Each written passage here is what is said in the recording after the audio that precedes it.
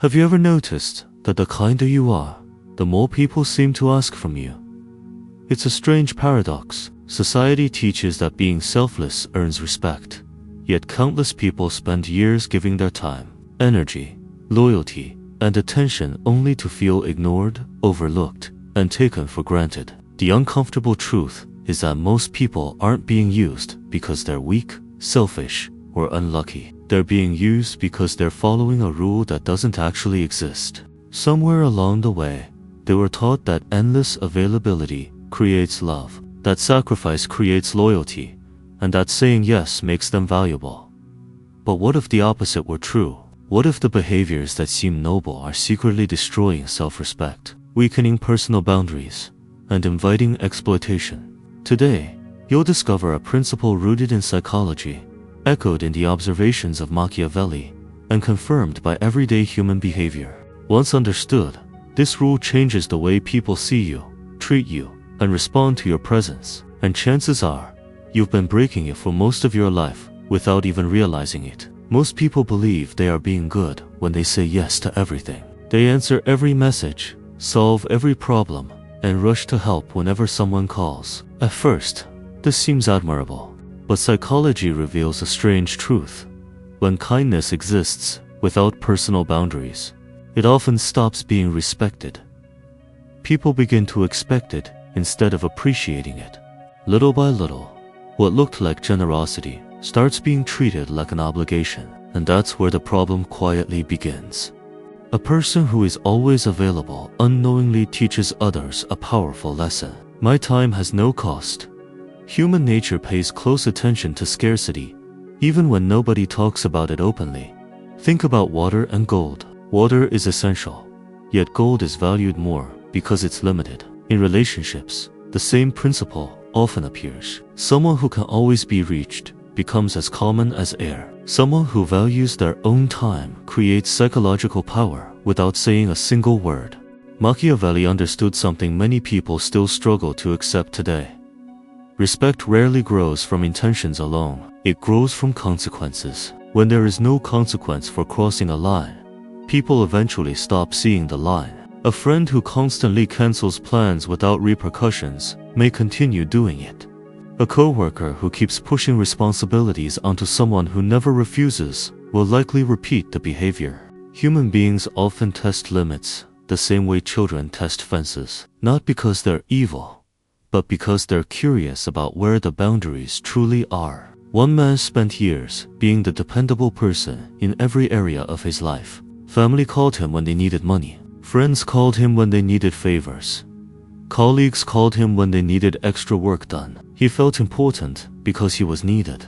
Yet, whenever he needed support himself, the room suddenly became very quiet. That painful realization exposed a lesson hidden beneath many relationships. Being useful and being valued are not always the same thing. Dark psychology often appears in subtle forms rather than dramatic manipulation. Many people don't consciously decide to exploit someone. Instead, they gradually adapt to what is allowed. If a person never protects their self-respect, others unconsciously adjust to that standard. They begin taking more while giving less. The shift happens so slowly that it feels normal. Then one day the giver feels exhausted, confused, and resentful, wondering how everyone became so comfortable asking for so much. The deeper issue is rarely about other people alone. It often starts with an invisible belief, the idea that love, acceptance, and belonging must be earned through constant service. That's where the story becomes even more interesting, because once someone begins examining why they feel compelled to please everyone, they uncover a hidden mechanism operating beneath the surface, a mechanism that quietly shapes relationships, decisions, and even their sense of worth. And that's exactly where the next lesson begins. Many people who constantly please others believe they are acting out of generosity. On the surface, that seems true, but psychology often reveals a deeper layer hidden beneath behavior. Somewhere in the background, there is an unspoken expectation. If I help enough, support enough, and sacrifice enough, people will love me, respect me, and never leave me. This silent agreement exists only in their mind. Nobody else signed the contract. yet they live as if everyone is obligated to repay them for their loyalty. The problem begins when reality refuses to follow that script. The person gives their time, energy, attention, and emotional labor, expecting appreciation in return. Instead, they receive indifference, neglect, or even more demands. Slowly, frustration starts to grow. They wonder why nobody seems grateful. They feel betrayed, even though the expectations were never clearly communicated. This is one of the most common psychological traps in human relationships. The hidden transaction remains invisible until disappointment exposes it. Machiavelli observed that people tend to value what serves their interests in the moment. While that idea may sound harsh, it contains an important lesson. Someone who continuously gives without limits often believes they are building loyalty. In reality, they may be teaching others that their resources are endlessly available. The more they sacrifice their personal boundaries, the less noticeable those sacrifices become. Ironically, excessive accommodation can reduce appreciation rather than increase it. Human nature has a curious way of adapting to whatever becomes predictable. Consider a simple example. A person always volunteers to solve problems at work, stays late, covers shifts, and rescues projects from failure. At first, everyone praises their dedication. After a while, however, that effort becomes expected. The compliments disappear, but the demands remain. If they finally say no, people act surprised or even offended. Suddenly, they realize they were not being rewarded for excellence. They were being rewarded for accessibility. That's a difficult distinction, but an essential one for self-respect. Approval addiction works much like any other dependency. The brain receives a temporary emotional reward whenever someone approves, compliments, or validates us. For a brief moment, everything feels secure. Then the feeling fades, and the search begins again. Another favor, another sacrifice, another attempt to avoid disappointing someone. Over time, emotional autonomy becomes impossible because self-worth depends entirely on external reactions.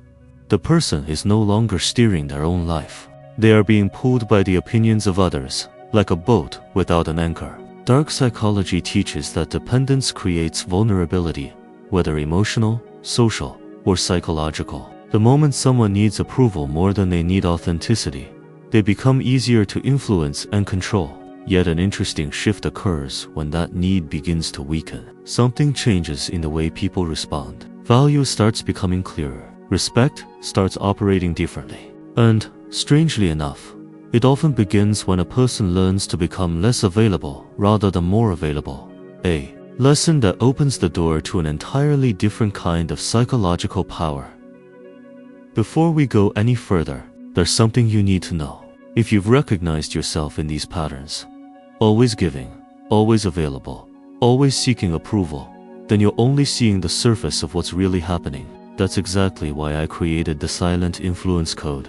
Inside, you'll discover the psychological signals that shape how people perceive, trust, and respond to you, drawing from timeless Machiavellian principles and modern psychology. If you're ready to stop being overlooked and start understanding the hidden dynamics behind respect, influence, and personal boundaries, click the link in the pinned comment and get access today. Now, let's go deeper into this transformation. One of the most misunderstood principles in psychology is that people often recognize value only when they risk losing access to it. This doesn't mean playing games or manipulating others.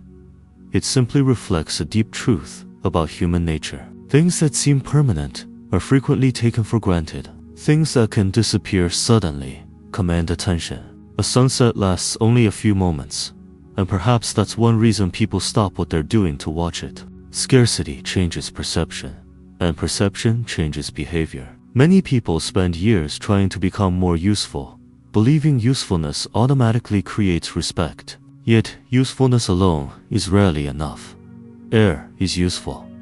In fact, it's essential, but because it is everywhere, nobody thinks about it. Gold, on the other hand, is far less necessary for survival, yet it is treated as precious because it is scarce. The same dynamic often appears in relationships. Someone with strong personal boundaries communicates that their time, energy, and attention are valuable resources. Someone who gives them away endlessly unintentionally suggests the opposite. Machiavelli understood that power is not only about what a person possesses, it is also about what they can withhold. A leader who is incapable of saying no eventually loses influence because everyone knows access is guaranteed. The same principle applies to everyday life. When a person becomes selectively available, people begin paying closer attention. Their words carry more weight. Their presence feels more significant, not because they became arrogant, but because they stopped treating themselves like an unlimited resource. A practical example can be seen in friendships. Imagine someone who always initiates conversations, plans gatherings, checks on everyone, and keeps every relationship alive through constant effort. If they suddenly stop for a few weeks, something interesting happens. Certain people reach out immediately, others disappear completely. The withdrawal acts like a spotlight, revealing who genuinely values the connection and who merely enjoyed the convenience. The truth was always there. Distance simply made it visible. Dark psychology often hides behind dependency. Some individuals grow comfortable when another person is endlessly available because it serves their interests. The moment boundaries appear, resistance appears as well. Complaints emerge. Guilt tactics surface. Accusations of selfishness suddenly enter the conversation. Yet these reactions often reveal more than they conceal. When someone becomes upset because another person develops self-respect, the relationship may have been benefiting from imbalance all along. The real power of withdrawal is not controlling others. It is discovering reality. It creates clarity where confusion once existed. It strengthens emotional autonomy because a person no longer depends on constant interaction to feel secure. More importantly, it introduces a different form of psychological power. The ability to walk away from situations that no longer align with personal values. And once that ability develops, another challenge emerges, learning how to carry strength without becoming cold, ruthless, or cruel. That's where the next lesson becomes essential. Many people confuse goodness with weakness. They believe being kind means never confronting, never refusing, and never making others uncomfortable. But psychology suggests something far more profound. A person who is incapable of defending themselves is not necessarily virtuous. They may simply be powerless. There is a significant difference between choosing peace and being unable to create conflict. One is strength under control, the other is helplessness, wearing a polite mask. Carl Jung described something he called the shadow, the parts of ourselves we hide, suppress, or deny. This shadow contains anger, ambition, aggression, assertiveness, and countless other traits society often teaches people to fear. Yet rejecting these qualities does not make them disappear. It simply pushes them into the unconscious. A person who refuses to acknowledge their capacity for strength often becomes vulnerable to those who freely embrace theirs. The goal is not to eliminate the shadow. The goal is to understand it and place it under conscious control. Machiavelli repeatedly emphasized the importance of capability. A ruler was respected not because he constantly used force, but because others knew he could, if necessary. The same principle applies in modern relationships. People tend to respect personal boundaries when they understand those boundaries are real. If someone says no, but immediately folds under pressure, their words lose credibility. True psychological power comes from possessing strength and choosing when to use it wisely. Imagine a calm person in a heated argument. They are not shouting, they are not insulting anyone, they are not trying to dominate the room. Yet everyone senses something different about them. They remain composed because they know they can leave if necessary. They know they can enforce their limits. They know they do not need approval to survive the disagreement. That quiet confidence often carries more influence than the loudest voice in the room. Strength rarely needs to advertise itself. Dark psychology often exploits individuals who fear conflict at all costs. Manipulators quickly recognize who can be pressured through guilt, fear, or emotional intimidation. However, the dynamic changes dramatically when someone develops self-respect and controlled assertiveness. Suddenly, manipulation becomes more difficult. Emotional threats lose effectiveness. Guilt loses its grip. The individual no longer reacts from fear, but from conscious choice. That's a transformation many people underestimate until they experience it firsthand. Perhaps the most powerful shift occurs when others realize something important. This person is no longer trapped. They can stay, but they can also leave. They can cooperate, but they cannot be controlled. Respect begins growing the moment people recognize that attachment is a choice rather than a necessity. And once that realization takes root, a deeper challenge emerges: maintaining that strength, even when emotions are provoked, tested, and deliberately manipulated. That is where emotional autonomy becomes the true battlefield. One of the oldest tricks in human interaction is surprisingly simple. Control the reaction, and you control the person. Many manipulators understand this instinctively, even if they have never studied psychology. They provoke guilt, trigger fear, create urgency, or manufacture drama because emotional reactions often bypass rational thinking. The moment someone becomes emotionally hooked, they become easier to influence. This is why emotional autonomy is not just a personal virtue. It is a form of psychological power that protects freedom of choice. Most people imagine strength as an aggressive response. They picture winning arguments, proving points, or delivering the perfect comeback. Yet some of the strongest individuals do something entirely different. They remain calm, they pause, they observe. Instead of reacting immediately, they create space between the stimulus and the response. That small pause may seem insignificant, but it changes everything. Within that space, clarity replaces impulse, and conscious decisions replace emotional reflexes. Machiavelli understood that emotional control often determines who holds influence during conflict. The person who loses control first frequently loses leverage as well. Imagine two individuals during a disagreement. One becomes defensive, raises their voice, and desperately seeks validation. The other remains composed, speaks only when necessary, and refuses to be dragged into emotional chaos. Without realizing it, observers often perceive the calmer person as stronger, not because they are louder, but because they demonstrate mastery over themselves. This principle appears clearly in what is sometimes called the gray rock method. When dealing with manipulative individuals, the goal is not to win every battle. The goal is to become emotionally uninteresting as a target. Instead of providing dramatic reactions, endless explanations, or emotional fuel, the person responds briefly and neutrally. It's almost funny when you think about it. Some manipulators arrive expecting a fireworks show and end up talking to what feels like a very polite stone. Their strategies suddenly lose effectiveness because the reward disappears. Strong personal boundaries also require abandoning the habit of over-explaining. Many people feel guilty when they say no, so they provide long justifications hoping everyone will understand. Unfortunately, excessive explanations often invite negotiation. A simple boundary becomes a debate. Someone with self-respect learns that a respectful no is complete on its own. They do not need permission to protect their time, energy, or emotional well-being. The boundaries are statements, not requests for approval. Dark psychology frequently relies on emotional dependency, confusion, and self-doubt. The less emotionally reactive a person becomes, the harder they are to manipulate. Over time, this creates a remarkable sense of freedom. Decisions become guided by values rather than pressure. Relationships become healthier because they are chosen rather than needed. And as this emotional autonomy grows stronger, a new question naturally emerges. If a person is no longer living to rescue, please, or prove themselves to others, what should they build their life around instead? That question leads directly to the final lesson.